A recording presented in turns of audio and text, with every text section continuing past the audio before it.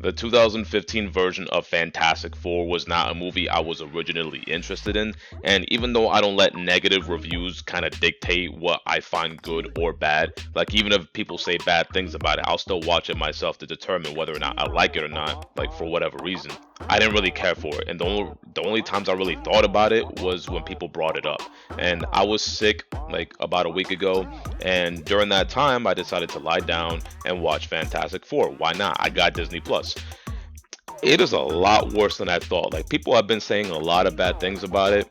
Like I can't think of any like specific comments off the top of my head, but that movie is worse than I thought. Like throughout the entire time I was watching it, I'm like, when is it gonna become a Fantastic Four movie? Because the entire time it felt like it was more about their little interdimensional experiment than it was about the Fantastic Four. And they didn't officially get their powers until almost an hour into the film of a 1 hour and 42-minute movie. Then Reed Richards runs away and they finally get the whole team back together over an hour into the film, like literally past an hour into the film, which leaves a little over 30 minutes to character develop, plot develop, let us know what's going on, who the antagonist is going to be, or what the antagonist is going to be, because at that point it kind of felt like it was the dimension that was the problem, because the whole Doctor Doom villain concept wasn't even a thing until like the last 15-20 minutes of the film.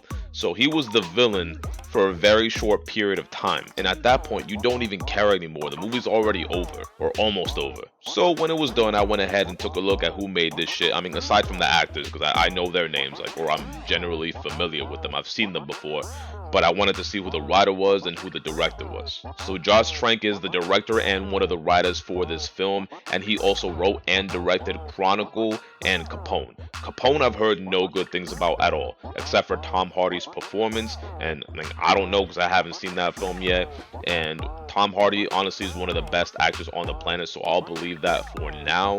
But other than that, I've heard no good things about that film. Now, Chronicle, on the other hand, was a decent film. And honestly, while watching this film, I kind of got Chronicle vibes from it. I didn't know they was the same guy, but Chronicle was alright. It wasn't that great. But this film was just atrocious. And then I took a look at the other guys. You got Simon Kinberg, and he has a long history of being the writer in shit films. And he also directed and wrote Dark Phoenix. So I don't know if that tells you everything you need to know, because that movie was horrible. And then you got Jeremy Slater, I believe his name is. He's written a few films, but nothing really of consequence, like no blockbusters, no films of high critical acclaim, like none of that. So you put all that shit together, like you're gonna get a horrible film. And the movie was nominated for 5 Razzies, which is essentially the opposite of an Oscar. It's like an award they give to poor performances and writing and directing, etc. And you can't put too much stock in awards and stuff because a lot of it could be political, it could be biased. And I mean, Michael B. Jordan won the BET Awards for the Best Actor. So whenever you see Michael B. Jordan and Best Actor in the same sentence, you know you can't take it seriously. But it was nominated for 5, which were Worst Picture, Worst Director, Worst Screenplay, Worst Screen Combo, and like Worst Remake or Sequel or some shit like that. And it won 3 of them. And I agree with all of them. All those things were horrible. It was a horrible remake. Like it was if you're gonna make something again, make it unique and make it good. Like if you're just gonna remake a film just to make this, like leave it alone. Worst Screen Combo, I completely agree with that because I didn't really feel the chemistry between like all the actors. Like I don't think it was bad acting except for the case like Michael B. Jordan, but I think it was just the writing. Like it was poorly paced. In the first half it was very slow, in the second half it was very fast. And I've seen a lot of these actors before. I don't think that they're bad actors. I think it was just the direction and the guidance they received and the writing for their characters and the lack of development for their team.